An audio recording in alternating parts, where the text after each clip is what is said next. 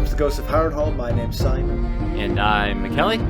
Thank you for joining us for episode 101 of our chapter-by-chapter book review of A Song of Ice and Fire by George Martin.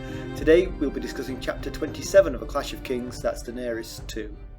As always, we're going to chat about the chapter and try not to spoil any future plot points for you, and hopefully we'll provide you with some entertainment along the way. We will summarise what happened, discuss our thoughts on it, provide some useful background, compare it to the TV show, indulge in a little pedantry, and cover some relevant news and listener correspondence.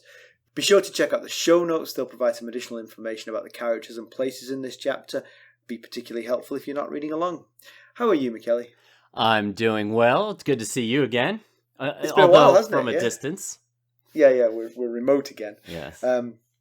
Yes, I had a week in the mountains, and I hear it was very hot here while I was gone. Yes, it was. Very hot. So it was nice to be in the mountains where it was a bit cooler. Yeah. We did some whitewater rafting. And all right. Put it around on a boat, and I did some wakeboarding, and I did some face planting. Yeah, I was going to ask about the face planting. You got that in? No injuries this time, but all right. a few significant wallops on the surface of the water. I thought you guys weren't bringing a boat this time. We weren't, but the house came with one. Oh, well, la-dee-da. Aren't you fancy? Mm-hmm. Renting a house with a boat. The house was nice. We were like, ooh, let's see how much this house would be worth. And we were like, ooh, $1.5 million. Oh. We can only stay here for 1 week, and then we have to leave. Then they're going to kick us out. Yeah. Oh, man. But we had a good time. Oh, good. Yeah, you have to share some pictures. Send me some. I'll put them up on the Instagram or I social could do medias. That. There's pictures of me actually vertical on a wakeboard for taken quickly before I was horizontal and no longer on a wakeboard. Fast shutter speed. Exactly. Well, that's good. Yes, we both finished our summer vacations, known summer vacations anyway, major ones. So, yeah. Unless you've got another one coming up. No, I don't. I had 368 unread email yesterday morning. I decided to farm them out, one a day for a year. There you go. Yeah, good idea. Just can't take any more time off, or it'll start the clock over again. Well, I have a tiny little bit of news regarding Stacey and Indian food. Oh, exciting. Remember, I've told you all before that Stacey doesn't like Indian food, and I've been trying for decades to convince her otherwise, because I know if she would try it, she'd like it. Of course, I don't have the influence over her to get her to ever try anything she doesn't want to do. So she had a work dinner that was at an Indian restaurant called Xaro. And so she was all stressed about it. She's like, what am I going to eat? There's nothing for me to eat, because she doesn't like certain things. And I was like, well, when you go there, tell the waiter, or you don't like these things, what would you recommend? So that's what she did. There was another doctor there that was also Indian, so she helped Stacey navigate the menu, and between the waiter and this other lady, they managed to pull together a meal that, guess what? She loved it. She loved it. Uh-huh. She loved it. So was it really specific? Was it burger and fries? Yes, that's what she got the kids menu and got the burger and fries. I honestly don't even know what it was. I can't even tell you. Can she? I mean, could she order it again if she went to another Indian restaurant? I would bet, because she'll probably only order that knowing that it's one thing she likes. So I think it's just the beginning of a beautiful relationship with Indian food. Yeah. So yeah, there's a crack in the dam. Yeah, that's the dam will burst from here. All right. Well, in my absence, she managed to put together a boatload of notes. So let's get down to business. How did we leave Daenerys Targaryen? Last time we saw Dany, she had burned Khal Drogo and Mirri Maz Duur and birthed 3 dragons in the fire. Due to the dragons, she managed to keep a meager khalasar around her. She then followed the comet east into the Red Waste, and after a long, hard march where she lost many of her remaining flock, the khalasar found an abandoned city they dubbed Vaes Tolorro. While recuperating, she sent out her blood riders, and Jogo returned from exploring with 3 strangers from the city of Qarth. Mackelly, why don't we give them the summary of this one? Okay. Dany and her khalasar ride through the gates of the thrice-walled city of Qarth, to much fanfare from the Qarthine people. The city is colorful and vibrant. The people are elegantly dressed and all have a highborn look to them, leaving Dany feeling shabby and barbaric by comparison. As Pyat Pree leads the caravan through the crowded, opulent streets of the city, he and Xaro and Daxos begin to squabble over Dany's attention. Pree wants Dany to come with him to the House of the Undying and meet with the Undying ones. Xaro, on the other hand, wants Dany to come to his palace, enjoy the top-notch amenities, and be visited by the 13, along with the upper crust of Qarthian society. Dany isn't having the squabbling. She isn't interested in being wined and dined. If the Great of Qarth want to give her gifts, they can do so in the form of ships and swords to help her win back the Iron Throne. Later, at Xaro's expansive palace, the two men make final overtures before she sends them away. Quaithe, the third member of the triumvirate, gives Dany only one-word warning before she departs. She tells Dany to beware. When questioned about of whom she should beware, Quaithe answers, all. Thankfully, she expounds a little beyond this, saying that all will come to see the dragons and leave jealous, because the dragons are fire made flesh, and fire means power. Once the three escorts have left, an unsettled Dany sends Xaro to explore the city and find out what Pree doesn't want her to see.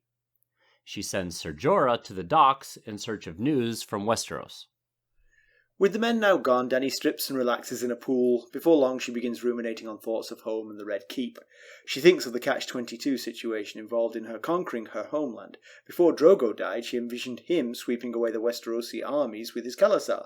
But as she thinks on it now, Dothraki sack cities and slaughter their inhabitants. They don't rule, and she doesn't want to rule over a destroyed kingdom. But it doesn't matter now that Drogo's gone. She lacks the force to conquer regardless. The thoughts make her unsettled once again, but she decides that what will be will be. She'll either be led to a path to reclaim her throne or she won't, and she hopes she's wise enough to follow the right turns in the path in front of her to get where she wants to go. That evening, Jorah returns with a guest. A Summer Islander sea captain named Kohuru Mo has news from Westeros. The usurper Robert Baratheon is dead. The details of how are sketchy, but all variants of the news have a common theme that Robert has died and his son Joffrey reigns. Dany's mood improves dramatically at hearing this. Her spirits are lifted further when he tells her that the usurper's cronies, Stark, Lannister and Baratheon brothers, are fighting with each other. She's so moved by this that she tells the man to visit her on the Iron Throne when he returns to Westeros. After Kohuru leaves, Jorah cautions her about telling people of her plan to reclaim the throne, as this man will spread the news far and wide. Dany doesn't care. Robert is dead. Jorah points out that not all sailors' tales are true, and regardless, Joffrey now sits the throne in his father's place. Nothing has changed. Dany disagrees. The Seven Kingdoms, once a strong unified force, are now in chaos, just like Drogo's khalasar after he died. When Jorah responds that High Lords always fight each other, she tells him she's no longer a child, and that though dragons, like her brother Rhaegar, can die, so can dragon slayers. Right. All true. Yep. So not an awful lot happens in this chapter, to be honest. No. They arrive in Qarth, and we get quite a lot of description of Qarth. Yeah, that's yes. It seems very nice. At least the parts that Dany has seen seem very fancy. And it is interesting of her to send Xaro, was it, to find out the parts of the city that she didn't see, which I think is an interesting thought. Yeah. But I don't think necessarily Pyat Pree was trying to misguide her. I would imagine that any city that has sort of like a civic pride, and clearly Qarth has civic pride, right, would create an entryway which is resplendent and spectacular for any visitor, not just for Daenerys. The scabby bits will be hidden out of view, you know. I think that's true of people's houses as well. Possibly. When guests come over, very often all the things laying around get shoved into closets and into rooms that they don't expect the guests to be in. So I think that's probably human nature. But yes, Qarth is described as beautiful, and she describes lots of vibrant colors, and she mentions there's kids wearing nothing but paint and golden sandals, I think, throwing flowers or something in front of them as they're entering the city, and the adults are wearing fancy clothes, and there's very opulent fancy buildings and fountains and lots of birds of color. It's she even thinks that all the color that was missing from Vaes Tolorro has showed up here in Qarth. Right, because that whole place was sun-bleached and sort of white, Yes. bone white, yeah. Yes, and I mean, if you think back, it's not even there that all this activity and color was missing. She was in the Red Waste before that, and out on the Dothraki Sea before that, so... I was thinking about that a little bit, actually. It's been a long time since Dany has been anywhere with a roof over her head, basically. I mean, right. She's, since Pentos, since she got married, basically, she's been on the move. I mean, she was in Vaes Dothrak, which is relatively nice, but still, it's Dothraki. It's not going to be a fancy palace like Illyrio Mopatis or Xhoan. Xaro, Xhoan, Daxos. Xaro, Xhoan, Daxos. We could call him XXD. XXD, can we? That would be good if we could. That's what I put in the notes for it. Yeah, I was thinking about that too. I was thinking about that when she was relaxing in that pool. I was thinking, this is probably the first time since she left Illyrio Mopatis' manse in Pentos that she's been able to just like do something like relax in a pool. We know she did get immersed in water in Vaes Dothrak. But it wasn't exactly. Exactly. She had a belly full of horse heart, and the whole place watching. Not the most relaxing scene. Yeah. So the people of Qarth are described as tall and pale. The Dothraki refer to them as milkmen. Dany feels self-conscious about the way she's dressed because they're all dressed what she thinks of as being lords and ladies, the way they're dressed. Yeah. She also stops to wonder if her khalasar are not seeing the beauty of the place. They're just seeing the potential plunder of it. Right. Can they appreciate it for the beauty and opulence, or are they just thinking, oh man, I'd really like to sack this place? It's like when I went to that house last week. I was like, I didn't just think, oh man, I wish this was mine. I would steal all these candles and stuff. I enjoyed it for what it was, Right, yes, yeah. Yeah, she mentions that Drogo had always dreamed of sacking the cities in the east, such as Qarth. So that's what leads her to wonder, are my khalasar thinking the same thing? They're just thinking about sacking this place? I'm pretty sure they are. I mean, but probably they're also thinking, like, we don't have enough of us, we'll come back. We'll come back when we're more. Take care of this. And now we know it's worth it. Yeah, right. Yeah. Pyat Pree mentions that Qarth, he tells Dany this like in the first paragraph of the chapter, that Qarth is the greatest city there ever was and ever will be, and that it's the center of the world. And he mentions a person named Sathos the Wise, who put his eyes out after seeing Qarth because he said any other place he sees from now on will be squalid and ugly. Now, I tried to look up some extra background info on Sathos, but there's nothing but this information, so that's all we got to go on. Although I do question his title, Sathos the Wise, after putting his eyes out. I would think to his compatriots he was known as Sathos the Blind. Only with hindsight, and basically Qarthian historians would refer to him as Sathos the Wise to build up how beautiful Qarth is. Yeah, some might call him Sathos the Impulsive. Yes. He's the fat Tom of Essos. Yes.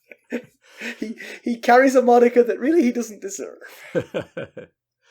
Yeah. Now I mentioned in the summary that it's a thrice walled city, and it has 3 walls. There's an outer wall, middle wall, and inner wall. And the outer wall is 30 feet high, and it's made of sandstone, and it's got animals decorating it, not actual animals, but drawings and stuff of animals decorating that wall. And it has a gate that has copper bands. And then the middle wall is 40 feet high, and it's made of granite, and it has battle scenes decorating it. And its gate has iron bands. And the inner wall, I believe, is like 50 feet high or something. And it has sex scenes decorating it. And its gate is decorated with golden eyes. And I only bring this up for one point. Like, all that was leading to one point. And it's because the line goes The innermost gate was studded with golden eyes, all opened at Dany's approach. Now, what the actual description meant was all the gates opened at Dany's approach. But the line was, as I just said, it was studded with golden eyes, all opened at Dany's approach. And I wondered if maybe Martin was just giving being a bit clever. Yes, a little wording. subtlety here of, all the eyes of Pentos are on her as she enters this city. I guess if you write 4,000 pages, eventually you're going to stumble into something. No, it's that's nicely done. I think you didn't mention that the inner walls were marble. You said that the outer ones were sandstone. And did I forget marble? Sorry, you missed marble. Marble, which gives them it's pretty resplendent. 50-foot walls made of marble, although presumably because of concentricness, smaller than the other two. True. So they could afford to go higher. That's right. That's why it was the inner wall. They only had so much marble to spare. Right. Plus, it's a harbor town, so they only have to do at least 3. They have to do three sides. That's right. That's true. So really, it's. And actually, when we get to the TV show, I'm going to mention that fact because, remind me that it's a harbour town when we get to the TV show. Will do. So there's a tug of war for Dany's affections, I say generally with air quotes. The Pyat, Pree and XXD are taking two different approaches. XXD is a merchant. He offers her gifts from the market, jewels, crowns, silks, fancy food, music, material goods, if you will. Exactly. And Pyat Pree is a sorcerer of some sort from the House of the Undying. He can offer a drink that will bring truth and wisdom and ointments to see the spirits of the air. XXD, Xaro, maybe I can call him Xaro. You can call him Xaro, sure. Xaro tells her that Pyat Pree's gifts turn to dust in the hands of the recipient. Which is, when you're talking about non-physical gifts, it's easy to make that claim. Yeah. They can't actually hold the truth and wisdom. That's more of a spiritual thing. Yeah, but intellectual, of course, possibly. Dany doesn't really want any of these things. All she wants is the capacity to get back to Westeros and win the Iron Throne. Yes. But it feels to me like both of these two might be able to help her in one way or another. I mean, Xaro is clearly wealthy and could give her some of the material things she needs for an invasion. And maybe Pyat Pree can give her insight, learning, right, how to train your dragons, that kind of thing. Yes. Good point. But ultimately you have to question motive. Like why would they do that? It's not like the Free Cities, which are, right on the other side of the Narrow Sea from Westeros. Qarth is so far away from Westeros. What benefit would Qarthine people get helping someone take over, reclaim their kingdom a world away, basically? Yeah. Maybe they're hoping that she will be willing to give up a dragon or dragons in order to get the help she needs. Obviously that's one thing, or perhaps marry her. Oh yeah, right. To sort of marry into the dragons, Right. Can't have your own dragons, marry into one, sure. But also, honestly, if someone had dragons, I would want to be their friend. That's a good point. Just because they've got dragons. I'd be okay with being a distant friend, but I definitely want to be their friend. That's a solid point, yeah. So Xaro and Pree represent two different factions of power in the city. Xaro is one of the 13. Yeah, right. He tells her that the 13 are going to come visit her and they will set a crown of black jade and fire opals on her head. We don't get any more info about the 13 aside from they have a special name called the 13, which makes it sound like they're important. And they're going to put a crown on her head. We are the 13 most middle people in Qarth. Right. 13 assistants to the regional managers. Pree, on the other hand, he wants her to come to the House of the Undying, and like Simon said, drink truth and wisdom, and meet the Undying ones. So we've got this House of the Undying and Undying ones, and of course, we don't know what any of these people do, except for that one of them apparently don't die. They don't apparently die, yes. Yeah, maybe glean that. But yeah. And we also don't know if there are more parties in the city vying for power, but it seems like there's at least 2 here. Yeah. Xaro mocks Pyat Pree's order, saying that the warlocks were once great, and they boast of power that's long been lost. He refers to the House of the Undying as a house of bones and lies. Yeah, and when he's telling her about the warlocks, it reminded me of the pyromancers in King's Landing, that they were once great, and now they hint at power, but you never actually see them do, which is kind of what he says these warlocks are like. Yeah, is that a common thing in history, though, to ascribe greater powers to the legends of yore than Sure. the current can have it? But historical analysis, which it probably wasn't true, Right.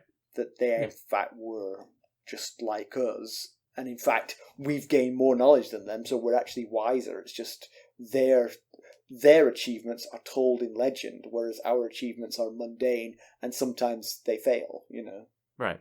Yeah, that could very well their be. failures didn't make it into the legends, Right. And there was that one time when he did nothing useful at all day. Sit around, children, and listen to the tale of when the warlock did nothing useful for 100 years. Singed off his eyebrows like an idiot. Yeah. Xaro mentions that they sit around and drink Shade of the Evening, and which is a drink of the warlocks that turn their lips blue, which Pyat Pree has blue lips, so he must have been drinking his fill of Shade of the Evening, and they sit around and read their crumbling scrolls.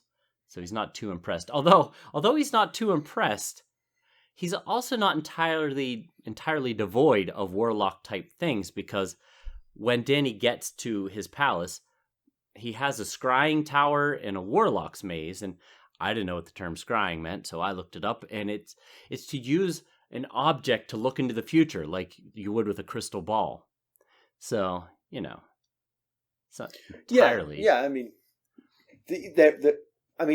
if you treat Pyat Pree as anything more than a street charlatan, you must have some belief in magic. I mean, right. Otherwise, you would treat him as a charlatan, So yeah, I get what you're saying. So Jorah thinks that she should avoid both of these guys. He's suspicious of the whole city. He thinks that the sweet smell that they smell might well be covering a bad smell. Yeah, that's easier said than done, though, because for one thing, they're living in Xaro's palace, so it's kind of hard to avoid him. Although it is a very large palace. True. So, they're in the city. But the minute you walk over his threshold, you owe him. You owe him something. Right. Yeah. Exactly. He may let you go, but if he lets you go on one of his ships, say, then you really owe him at that point. Right. Yeah. Dany dismisses Jorah's concerns anyway, but she does, like you said in the summary, sends Ricardo to investigate the rest of the city. So she's not, it's pretty smart. It's kind of a smart thing to do. She's very vulnerable in this city. She's, at this point, because her khalasar is so small, and now she's in the city, she's at the mercy of the inhabitants. So, yeah. And she paraded the dragons. I mean, they were on her shoulder, or at least one of them was on. I think were all 3 on display? Yeah, Drogon was on her shoulder, right? I think so. So everybody who saw her arrival in the city now believes in the dragons. It's not just a story. Right. It really happened. And that's a significant deviation from the TV show where she kept them under wraps as she entered Qarth. Oh, okay. And in fact, she made the 13. She made them let her in without seeing the dragons. She wouldn't cross their threshold. They wouldn't let her across the threshold without revealing the dragons, but she would not reveal them. So there was a sort of standoff. I'm jumping ahead. She was asking them to take her on faith like she has to take them on faith. Exactly. Yeah, being where she is with the meager khalasar she has, if a large enough group wanted to take the dragons, there's very little she could do to stop them without help from some other faction. Right. Which is why, I mean, she's going to have to side with one of these three, either Xaro, Pyat, or Quaithe, who we haven't really mentioned. Quaithe was the third grandee who came to visit her. Yeah. She wore a red mask, and she sort of cryptically told her to beware of everyone, which makes sense and also is what they were already thinking. Yeah. But it's a good idea, send your feelers out, find out about the culture of the city, what kind of factions. Are there more than just the 13 and the Undying ones? What are people saying about her and her dragons? What are people saying about Xaro and Daxos, Pyat, Pree, and Quaithe? So, it makes sense. I do find it interesting, though, that Qarth has seemingly two quite large or powerful groups who are magical. I mean, the Pyat Pree is clearly a warlock of some sort and so has access to magic. But Quaithe represents this third group. We don't know. She didn't talk enough for us to know anything more about her. But she is a sorceress of Ashai, right? She's a Shadowbinder. Yeah, the description mentions that. Shadowbinder. Yeah. So Dany is scared of her because she remembers what Mirri Maz Duur did to Dany's family. Right. Yeah. But there's a difference here because Mirri Maz Duur promised good things, which she didn't, then delivered the opposite. Right. Whereas Quaithe is giving her sage advice. Be afraid of everyone. Yeah. So either Quaithe is playing the opposite game from the guys, from Pyat Pree and Xaro and Daxos, getting Dany to not trust them, therefore winning trust for her, and make Dany think she's really the only ally that she's got in the city, or maybe she's just trying to be helpful to Dany. Neighborly. Yes. Welcome to Qarth. Be afraid of everyone. Yeah, could be that too, including me. Yeah, Peter Baelish wasn't afraid to tell Ned not to trust him. Right. So you had mentioned that Quaithe is wearing the red lacquer mask, and that red lacquer mask signifies her as a Shadowbinder from Ashai. That's kind of their usual wardrobe of choice, is the red mask. So most of them do wear the red mask, although Melisandre is a Shadowbinder from Ashai, and she does not wear a red mask. So, but then she's also a red priestess of R'hllor, so maybe they balance each other out. Oh yeah, perhaps they're incompatible. She has to choose one or the other. Yes, she had to choose one or the other. Yeah, but she's smart to be wary of Quaithe because Shadowbinders are considered the most sinister sorcerers in Ashai. So,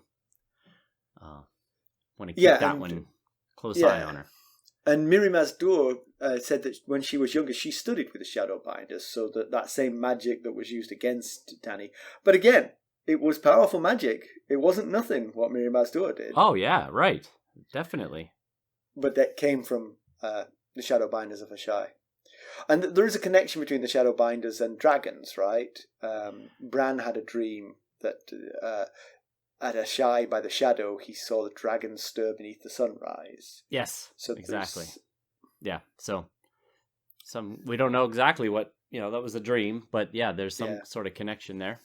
Yeah. So Quaithe, well, I think she's right. Dany should beware of everyone, but Quaithe is definitely one just as scary as the other two. Yes, I agree. So she sends Jorah to the harbour to find news of Westeros and possibly a ship to take them there. Jorah doesn't think it's a good idea. He thinks the usurper will kill her as soon as she lands. Of course, it is funny we're only on Daenerys 2, we're on chapter 27, because we've all known for ages. I mean, we've known since way back in the last book that Robert is dead. But the nature of the long distances here, the news has not reached her. So Jorah is quite wrong to worry about Robert at this point. Yes, of course he doesn't know yet because he hasn't met with Kahuru Mo. But he's right. I mean, if Robert was alive, it would probably not be a good idea to just take her and her 100, maybe 50 strong khalasar, whatever's left after making through the Red Waste. But leaping to the end of the chapter, do you think knowing now what she knows, it is accurate, although they don't know how accurate, do you think now it might be a good idea to just bolt to Westeros as they are? Yeah. Bolt to Westeros as you are. Right. Find a friendly place. Hunker down. Let the internecine fighting go on between the Starks, the Lannisters, and the Baratheons. Grow the dragons. Right. Yes. And reveal yourself at the end of it to weakened opponents, Right. You may not need a khalasar at that point. I was thinking the same thing, and I was trying to think of a good landing spot, and the best option I could come up with was Dorne, of course, because they're kind of separate. I did not know what you were going to say, but as you said it, I was like, well, if I were them, I'd choose Dorne. Right, yeah. Because Dorne doesn't have as much loyalty to the current throne as other places. Elia Martell was her sister-in-law, exactly. So it's remote. You wouldn't want to go to the Riverlands or the Reach, Right, because everyone would know about you day one. Right. But if you're down in Sunspear or even somewhere more remote in Dorne, you might be able to hide out there and put together a plan and build an army and let your dragons grow and all that stuff. Right. So I mean that's an option that's open to them. They could definitely take that option. Yeah. So anyway, Dany relaxes in the pool. She feels good for the first time since Vaes Tolorro. She guesses that the Red Keep must have such fancy pools and beautiful gardens. She is. We don't know all the details of the Red Keep, but her great whatever uncle Maegor was not known as Maegor the Pool Boy. So no.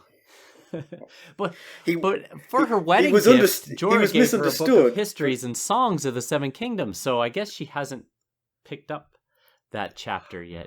Yeah, but I mean, it might not mention the pool. I mean, you could describe Qarth without mentioning. Yes, but Xaro's you might pool. Mention Maegor and his tendencies.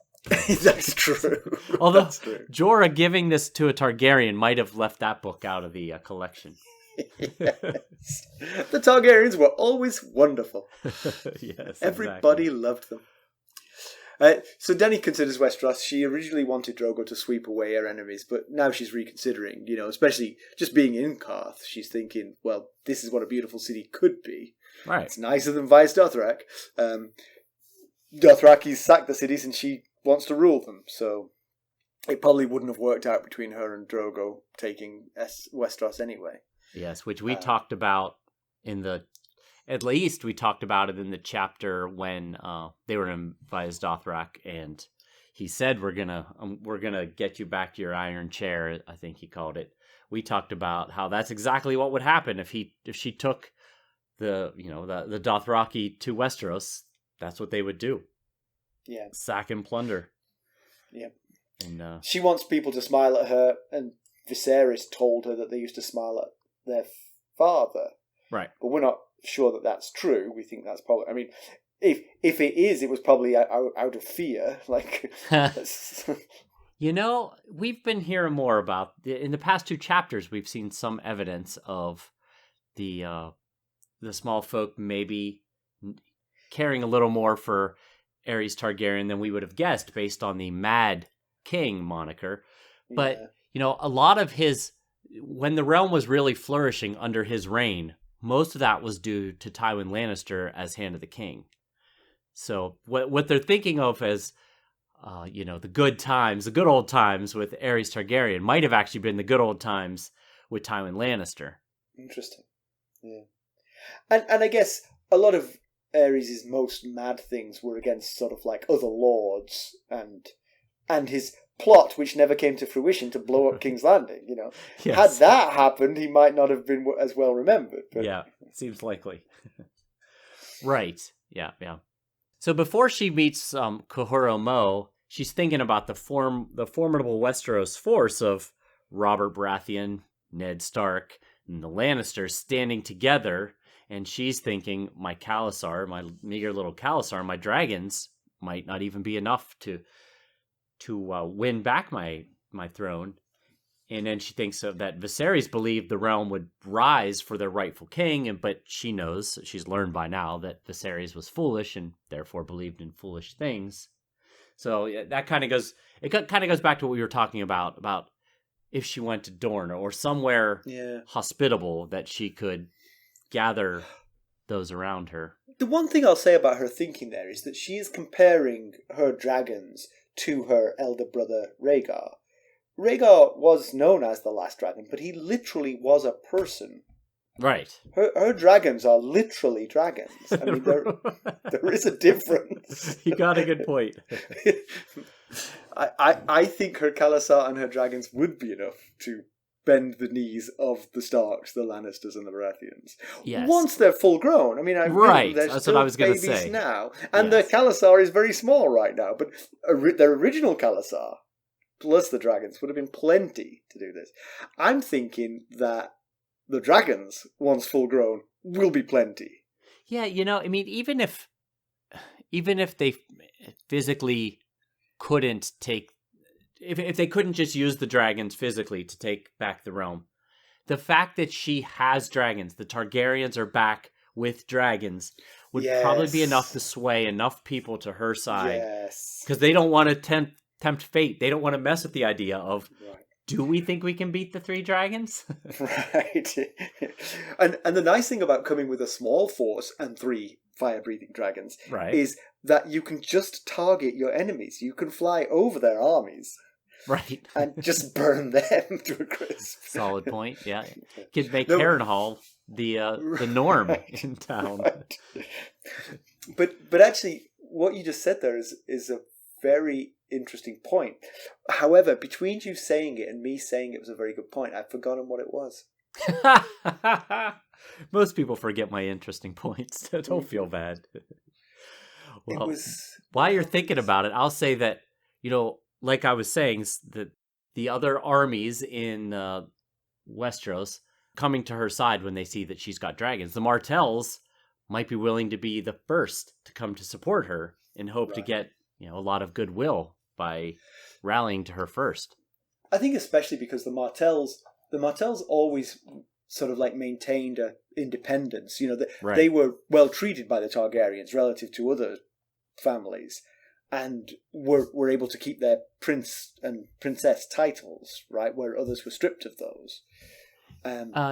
Because they were so defiant for so long that when Daenerys finally brought them into the realm, it was through peaceful means of, yes, you can maintain your terms, prince and princess. Right.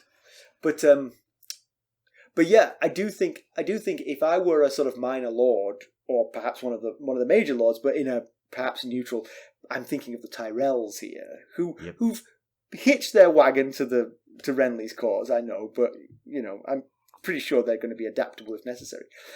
If Daenerys comes back with the dragons, like you say, she doesn't even have to use them.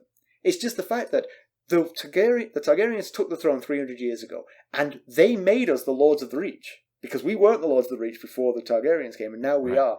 And now we killed them, we usurped them, and it was fine, it was the right thing to do, because Aerys was mad. But they came back with dragons again. Clearly, the gods are speaking to us. The gods are saying, that's what should be on the throne. I would crumble in a heartbeat if I was a minor lord or I wasn't actively involved in the fight for the throne right now. Yeah, and that kind of goes back to what you said many episodes ago, that, with the realm in chaos, dragons reemerge. The fact that the realm is in chaos might make it even more likely for them to say, you know what, the Targaryens are back with dragons, we're just siding with them. Yeah. All Dany's thinking changes anyway when they get the news from Qohora Mo.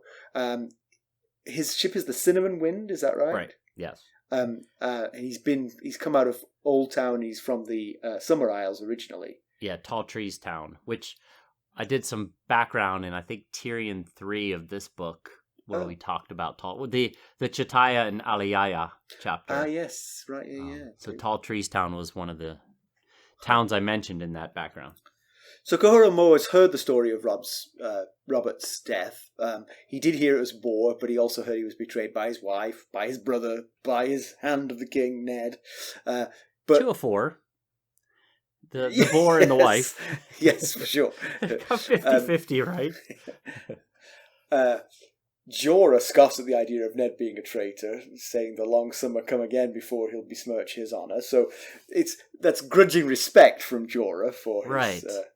But actually, of course, he misjudged his audience, because his audience was Daenerys, who thinks of Ned as an utter traitor. Absolutely right.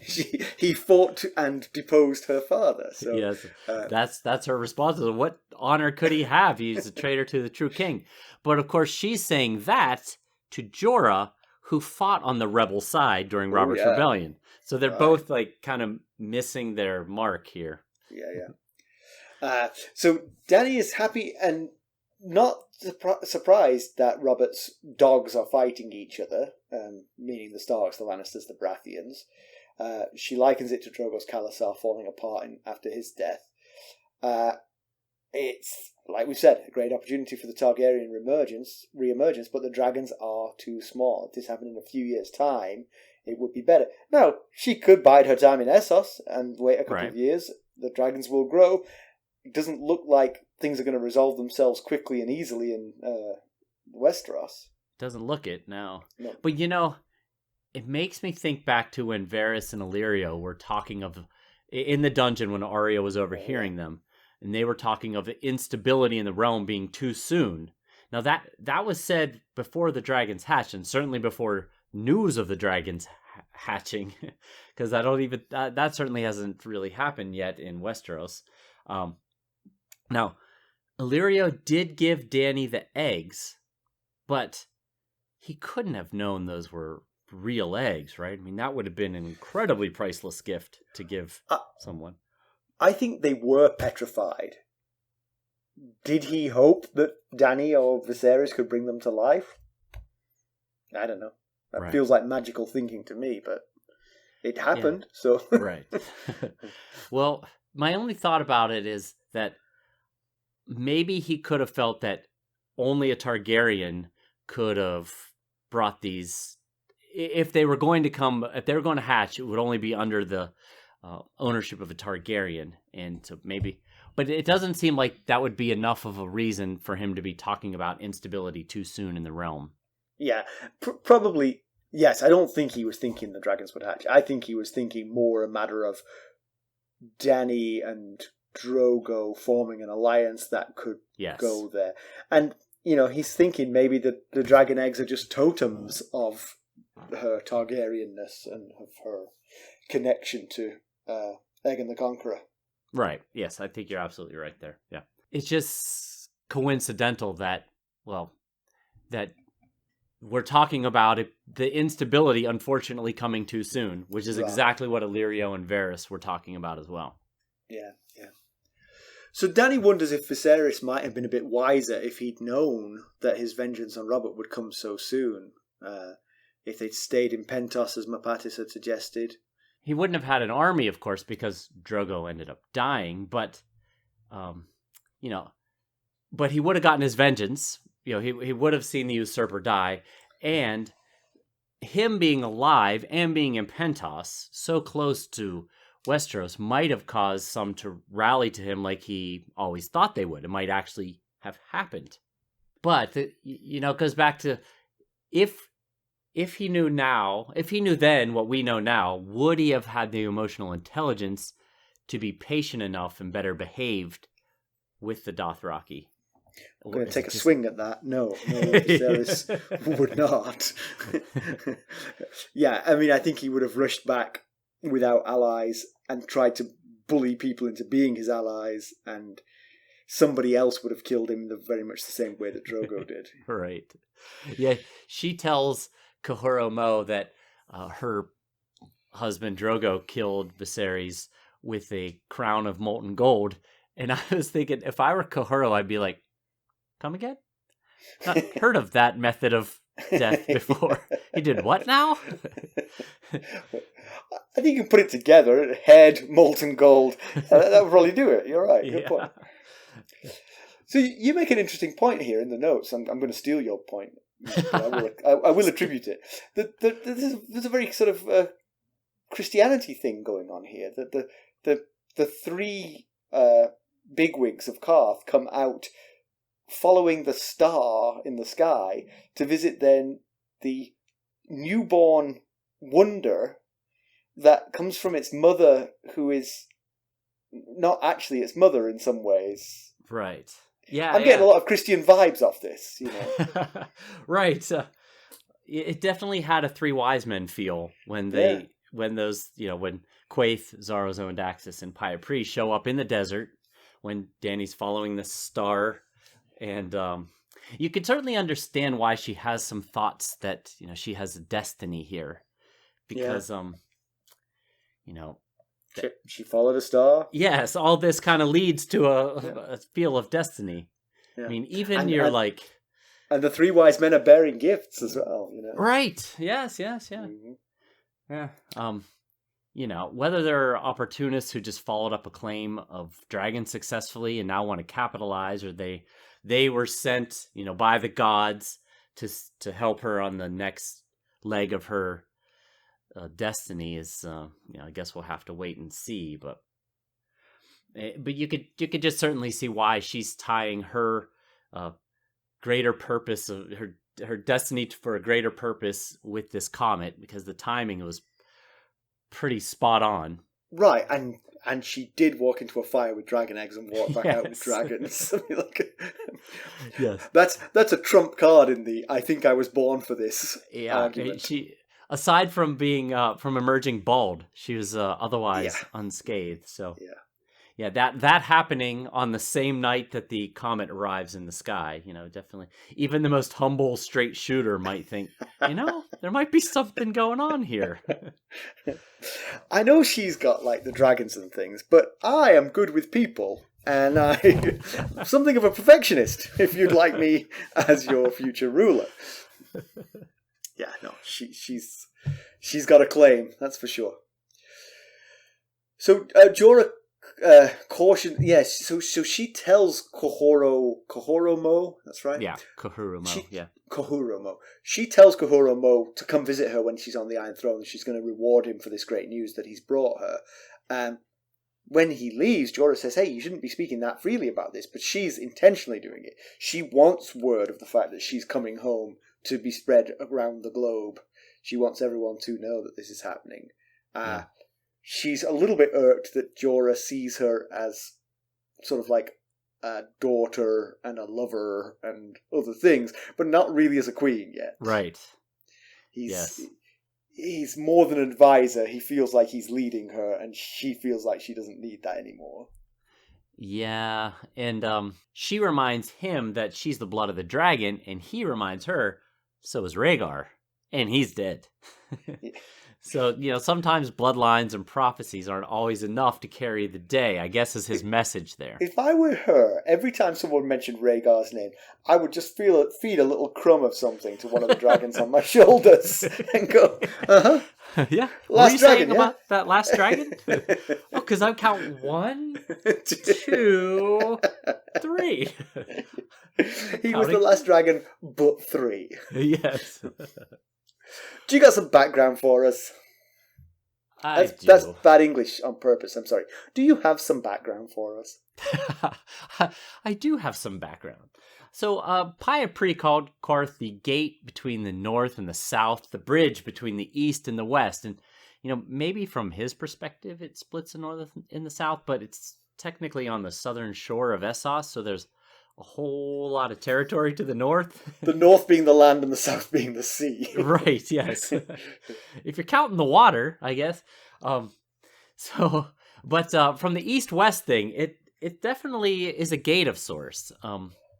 So it sits on what's known as the Jade Gates, which is a narrow strait that separates the Summer Sea from the Jade Sea. So pretty much any ship traveling east from the Summer Sea has to pass through the strait. And because of its favorable location, that the city gets so much of its wealth, because it taxes the ships that travel this strait. So, Kahoromo told Dany that he won't be going to Westeros for at least a year, as the Cinnamon Wind is traveling the Trader's Circle around the Jade Sea.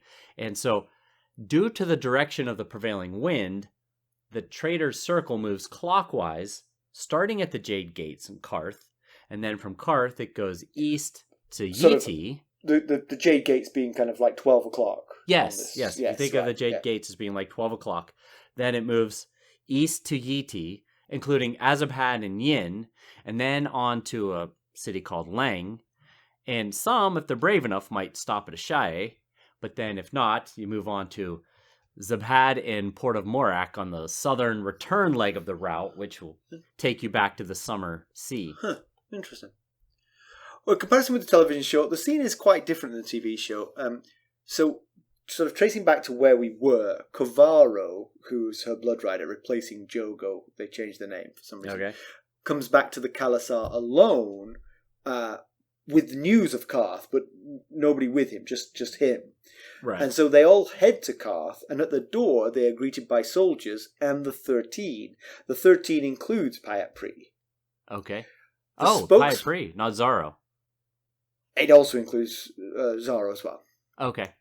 But the spokesman for the 13, who we don't get his name because he says it's too hard for foreigners to pronounce, but he says that he's a spice merchant, so he's known as the Spice King, demands to see the dragons before allowing the Dothraki through the gate, saying, "We are a city the Dothraki terrorize us. The last thing we're going to do is open the gates just because you say you've got dragons." You know, right. He's got a point. He does. Daenerys refuses to show them. She points to the horse that's carrying them, but they're covered over and you can't see them. He denies her entry. She says that they're going to die. But then she says... They meaning her and her people. Or if you don't let us in, we're going to die.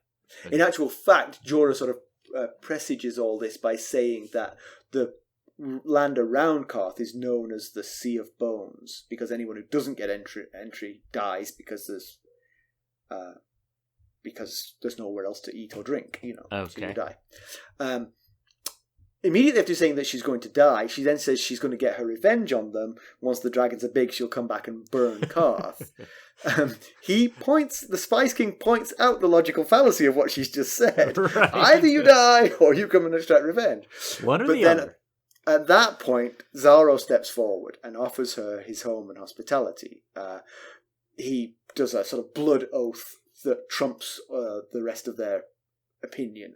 He cuts his hand and they all have to agree with him at that point. So the 13 remain silent and she's allowed to enter. We see the gates open and we see the inside and she's stunned by the beauty of the city, but then we cut away and we don't see her going through the city because that would just be too much scenery to pay for. So, right, sure. Does it have 3 walls? Not obviously. When the first door opens, you can see down a thoroughfare which might have had gates in it, but you can see all the way to the sea. But then that brings me to the sort of pedantry part of this. So I'll sort of merge straight into pedantry here. Okay. I don't see any pedantry in the book, but I have a couple of pieces of pedantry for the TV show. Does this have to do with me reminding you that it's a harbor town? A harbor city? Yes. Okay. In fact, my description just reminded me actually of what I was what you were going to remind me of, which is people shouldn't die of thirst and starvation that close to the sea. Okay, I get it. The sea is not a source of drinking water, but you're at the sea. You're at the seaside. You can... catch some fish, maybe? Catch fish, at least. That's what I'm thinking. Right. But the funny thing is, the scene is weird, because the scene, when you see them discussing in front of the gates, it's pure desert.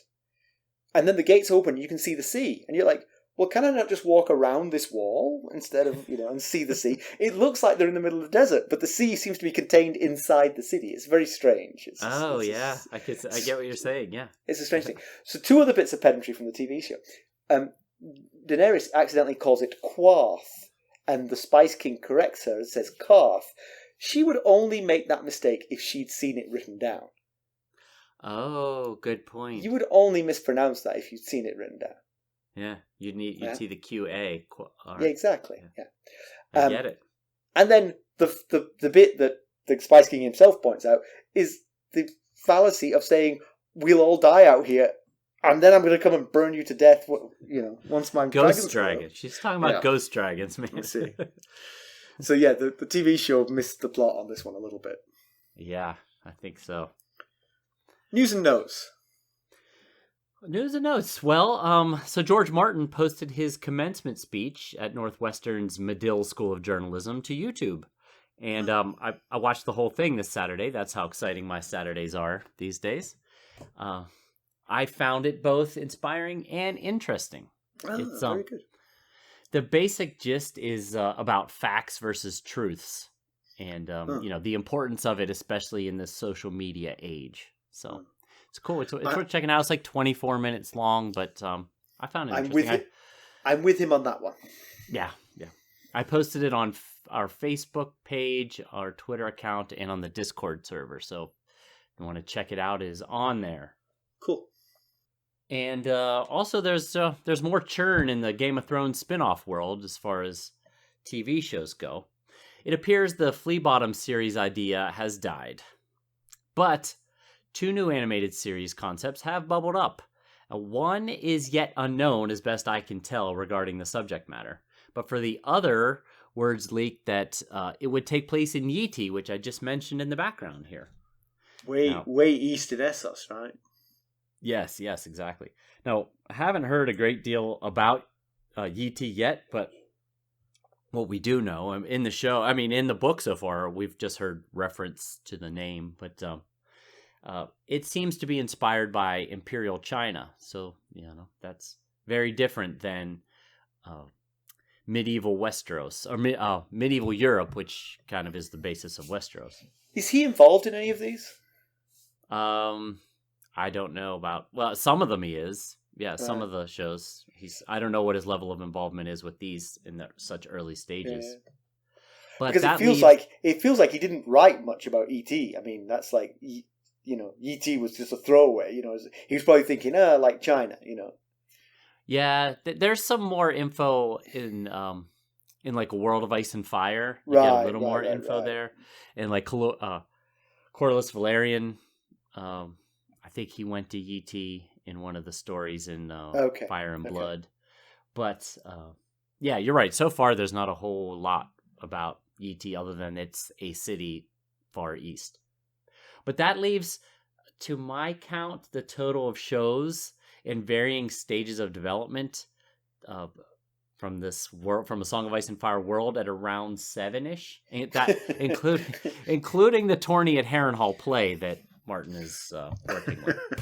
So I don't imagine all 7 are going to make it. From Apple Podcasts, Mikos1 said, "Great podcast, very informative and explains every detail of every chapter." Thank you, Mikos. That's very kind of you. I hope sometimes it's not too much detail. Oh, we fly close to that wind, I'm sure. All right. So in conclusion, Pyat, Pree, and Xaro, Xhoan, Daxos. Did I get that right? Xaro, Xhoan, Daxos. Yeah, you. Daxos. Xaro, Xhoan, Daxos. We need to write it out in the notes. That would help because I see it every time. Because I see XXD, I'm like, I'm never going to remember it. So Pyat, Pree, and Xaro, Xhoan, Daxos. You got it. Yeah. Are falling over themselves to please Dany. Is it out of the good of their hearts? I think we can rule that one out. This is A Song of Ice and Fire. Right. There's no goodness in any hearts. No, not so much. But Quaithe, on the other hand, she says beware, and Jorah agrees. And they're smart to do so. I see them giving each other a high five. Yeah. He says she speaks the truth, although I like her no more than the other two. So, Dany, she's aware she needs to be careful. So she's just going to have to be. She's going to have to assume that whoever she's meeting might be trying to pull a fast one on her. Right. And as you said, they're so far from Westeros that they can't just want this to happen out of the goodness of their hearts because they're afraid of what might happen if they don't. Right. They want something in return for this. For any help they give her, they're going to want something in return. If she goes back and takes over Westeros and they weren't very helpful, she might be irked, but I don't think she's going to fly across Essos to... exactly. Unless they're terrible to her. Yes. Quaithe did not seem to be as captivated by the dragons. Now, that could just been the red mask. She might have a really solid poker face with that red mask. And it would help, presumably. Now, she is from Asshai, and that's where we know Bran saw dragons stirring over by Asshai. So, don't know what that means yet, but is she shooting Dany true? Or is she playing some sort of long game here to try and get Dany to trust her and distrust everyone else? We'll have to see, I guess. Yeah. She's out of the Red Waste and into Qarth, which definitely seems like better than the Red Wastes, but now she's got potential enemies around her. But potential friends too. I mean, obviously, right. she can use her celebrity to her benefit here. Yeah. It definitely puts her in a vulnerable, rather defenseless position, but she's got assets that either they're just going to take from her if they wanted to, or, maybe she can work out a deal because she has these dragons. Yeah. Or at least garner some protection. Yeah. And then I think we get the reason why we haven't been doing much Dany chapters in this book is because we've been waiting for this moment to appear when it made sense for the news of Robert's death to have reached this far. Right. That's a good point. Yeah. We wanted Dany to find this out, but we couldn't find it out. She couldn't find it out immediately because how would she? But by bringing her to Qarth after all this time, the news would have got there. But Jorah thinks nothing's changed. He thinks that Joffrey's rule has not changed anything. But Dany's perspective is that she's seen what a khalasar can do to itself when its Khal dies. She's thinking the same thing is happening in Westeros, and these smaller khalasars are ripe for the taking now. Yeah. She thinks everything's changed. Jorah says nothing's changed. She says it's all changed. It's a big mess over there right now. It's a perfect opportunity for me to swoop in and reclaim my throne. Yeah. Now, we know that Joff is not the heir, but he does sit the throne. So, if the Lannisters can win the war in time, they could possibly stabilize the realm, which, her dragons would be too young to be of much use if he stabilized the realm It's hard to imagine it being a happy realm, though. Oh, yeah, right, sure. I mean, unless you reward your loyalists with the seats of power of those who were not loyal to you, and then those new people are happy because you rewarded them with greater power and wealth. So, but that's pretty major because to actually unseat a great house is pretty significant. It hasn't really happened for 300 years. Yeah, I mean, right. Yes. Yeah. Well, I guess the last time, during Robert's rebellion, Robert was fairly gracious and generous with his forgiveness of the houses that fought on the Targaryen side, but there were a few houses that paid the price. I mean, the Targaryens, I suppose. Well, yes, Targaryens were definitely one. Yes, but like we've been saying, her dragons might be too young to help fight, but their simple presence could sway hearts and minds to her cause. Absolutely, yeah. I think that's a very good point. We have been hearing rumblings about the people longing for Targaryen rule. At first we dismissed those, but now we've seen them firsthand, or read them firsthand. So people do seem to... Well, I mean, hey, if you lived through a peaceful, prosperous time, and now you are being frog-marched into slavery at Harrenhal, you probably do pine for the peaceful, prosperous time, and you associate that with Targaryens, Yeah, that's a good point. Yeah.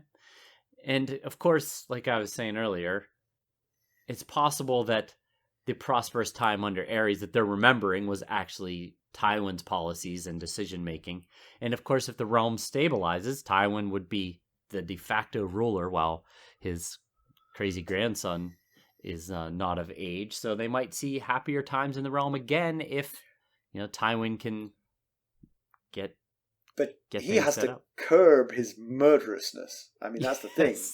It's maybe he didn't have. Maybe that's always there, and as Hand of the King, he couldn't display it, and now he feels like he can. But that is not the way to win hearts and minds. Definitely not. Definitely not. The everything going on in the Riverlands is just unnecessary violence and torture. But if he squashes the other armies and the other contenders for the realm, he no longer has to behave in such a manner. He can try and smooth things over, say it wasn't me, it was Gregor. Yeah. All right, so you got anything else? No. All right. Well, then, as always, you can reach us at ghosts.harrenhall@gmail.com. You can follow us on Twitter at @GhostHarrenhall. We are also on Facebook, Instagram, YouTube, and Discord. And don't forget to leave us a review. If you give us a nice review, we will definitely read it out on the show. That's right. Thanks for listening. Thanks. Bye. Bye.